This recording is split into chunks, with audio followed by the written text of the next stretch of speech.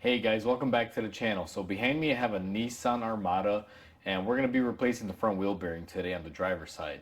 Now before we go ahead and begin this video guys, I just want to mention if you guys haven't subscribed to the channel, go ahead and hit the subscribe button down below. It'll definitely help the channel grow. So with that said, let's go ahead and begin. So the first step in this is going to be to remove the wheel. Now I do want to show you guys before I go ahead and remove it how to check for a wheel bearing, and you simply would grab the tire and you just basically shake it down. Now you guys can see this tire is moving quite a bit up and down, side to side, basically 360. That indicates a bad wheel bearing.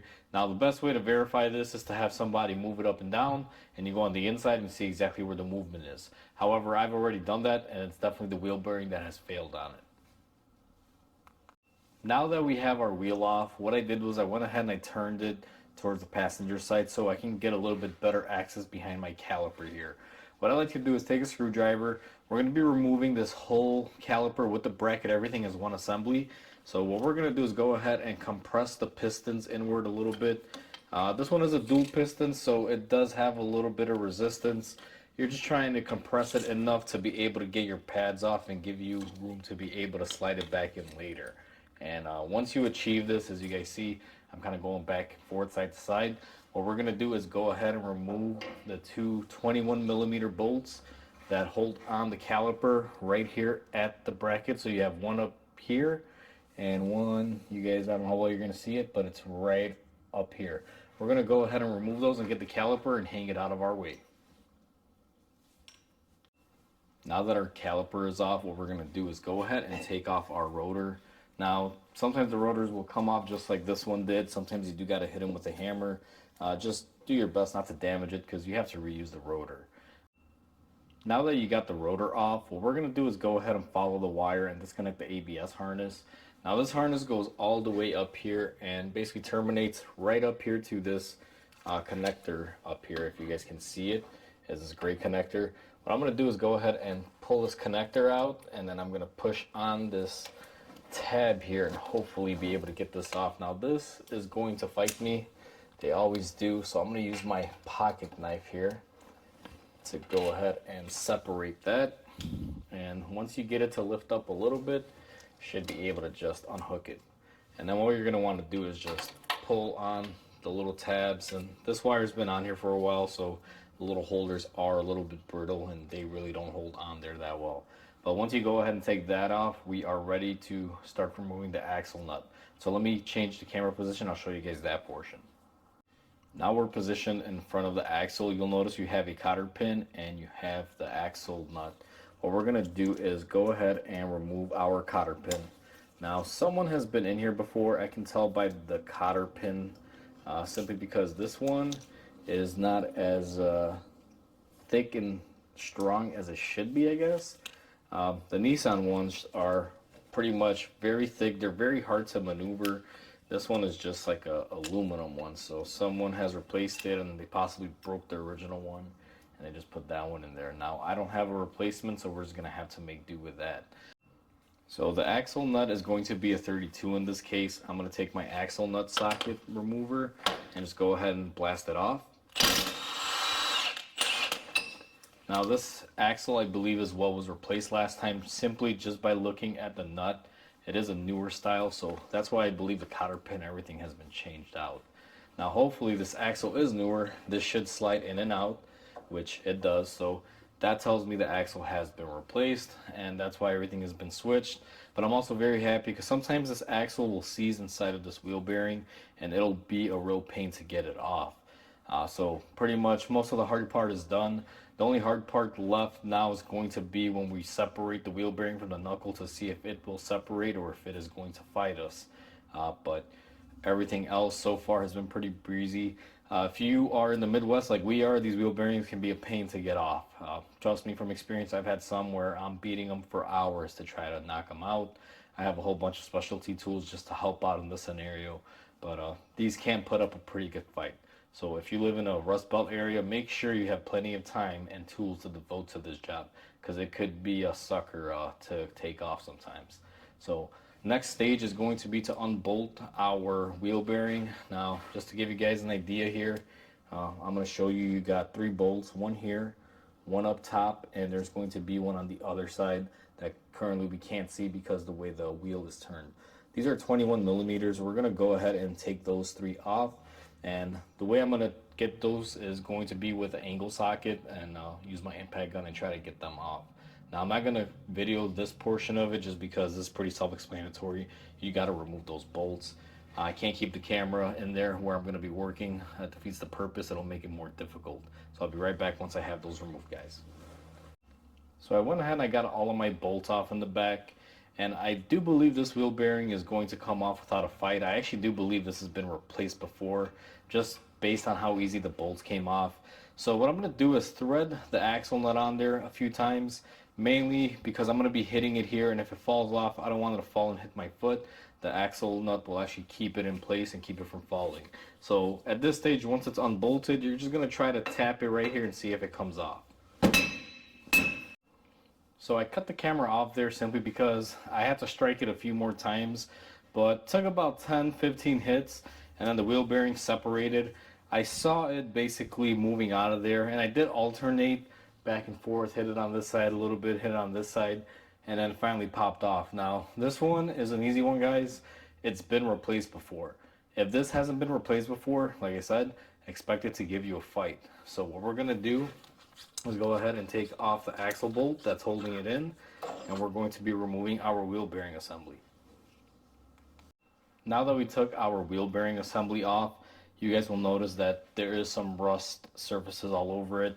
What we're going to do is take our wheel here, and we're just going to clean up the flange areas and clean up any rust here on this little angular edge that it has on there. I'll kind of zoom you in, you'll see it's kind of beveled in there. We're going to do our best cleaning that up, try to avoid damaging the axle, obviously. I do have another video out on the Chevy van where there is no axle, and this is actually really easy to clean. And this particular one, it's not bad, but you got to kind of move the axle around to help you out there when you're cleaning it. So let me go ahead and do that, and I'm not going to show this part, guys. It's pretty self-explanatory because the grinder does make a lot of noise. So I'll be back once everything is cleaned up. Now everything is cleaned up, as you guys can see. It's nice and shiny. I did my best trying to get into this bevel edge here. Now to make this a little bit easier, and hopefully this will prevent some rusting in the future, I'm going to go ahead and hit everything with some penetrating oil. This will aid very good in the reinstallation, I know that for a fact, and I'm hoping maybe it'll keep it from rotting up too bad for the next wheel bearing. The downside to these trucks is that they always need a wheel bearing, guys. It's just very, very common amongst these trucks. Then what we're going to do is take our bearing here and slide it on. Should go on fairly easy. And there's also one thing that this truck is missing that many of the astute viewers watching this video may point out here, is that there's no backing plate for this truck. I noticed that too. I'm assuming it probably got rusted up and someone took it off during the last wheel bearing install. That's the only thing that would make any sense to me as far as why it's not there. So that is missing. If you do have that before you reinstall it, you'd want to position it so it's on there. Now what we're going to do is go ahead and take our wheel bearing bolts, and we're going to go ahead and hand thread them in here just to start them off. And then what we're going to do is go ahead and tighten them up. Now I can't show you guys this process because it's all done back here where I got to be, and the camera and me can't fit in the same place. But all you got to do is basically bolt it up. And the way you want to bolt it up is, this has 3 bolts. You kind of want to tighten up this one first, then this one, and this one, and kind of alternate them. Don't just crank one down because you don't want to side cock it. Because if you guys will see right here, the wheel bearing hasn't been pushed in yet. You're going to be using the bolts to help pull it in. So you're going to want to alternate sides and up and down and everything to be able to achieve that correctly. So that way you don't wind up hurting anything or causing any damage. So I'll be right back once I have the bolts set in. So I went ahead and I got everything tightened up. You guys can see all the bolts went back into place there. They're very difficult, takes your time. You can use Loctite on them if you want. I wouldn't use anything stronger than a blue if you want to be extra secure, but I know from the factory they don't come with anything. I just went ahead and tightened these up to spec and torqued them. The next step is to reinstall your ABS wiring. So what you're going to want to do is go ahead and insert it into this little nub here that holds it, and then you just kind of follow along and move it all the way up. It's pretty much the same order of removal, except that you just got to kind of push it into place here. It's a little bit stiffer when it's new because the rubber hasn't sat on the little mounts for too long. I just kind of follow it and go up one by one, make sure they're hooked. And then what we're going to do is take the actual connector and snap it into place. Make sure you hear an audible snap. And then you do have a clip that goes into the body of the truck inside the frame. Now, one thing I automatically see here that I don't like on this wheel bearing, guys, is that there's a whole lot of room here where this can slide. So I'm going to see if I can reposition this like that, and then go ahead and slide the rest of this in here.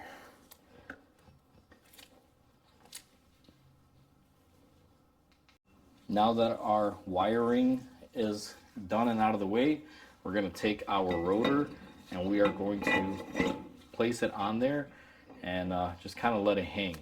Now the next stage in this is we're going to take our caliper assembly and we're going to go ahead and bolt it up. If you took the prep work on there and you basically push that piston in like I did, it should go on effortlessly. The only thing that is typically going to fight you is this rotor. If you guys notice, it's kind of cocked sideways because we broke it free from the hub, and this is a new hub. So what I'm going to do is take an old axle nut, put it on the actual stud, and take a lug nut and just go ahead and use this to firmly keep my rotor into place and keep it from going on at an angle. So that way when I'm putting on my caliper, it's not fighting me. You guys have seen this in a lot of other videos. I use the same exact method.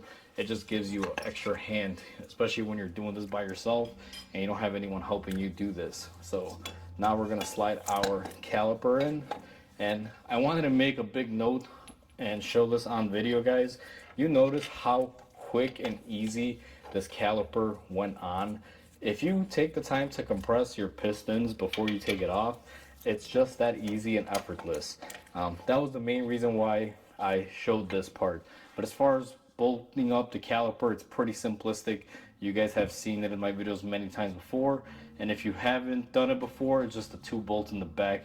It's pretty self-explanatory. So I'm going to go ahead and tighten and torque those down now that everything went back together, and we are going to be ready for the next stage, which is going to be tightening up our axle nut. Now that your brakes are bolted up, what we're going to do is tighten up the axle nut. The way I like to do this is I always thread it in by hand. Make sure you get a couple threads.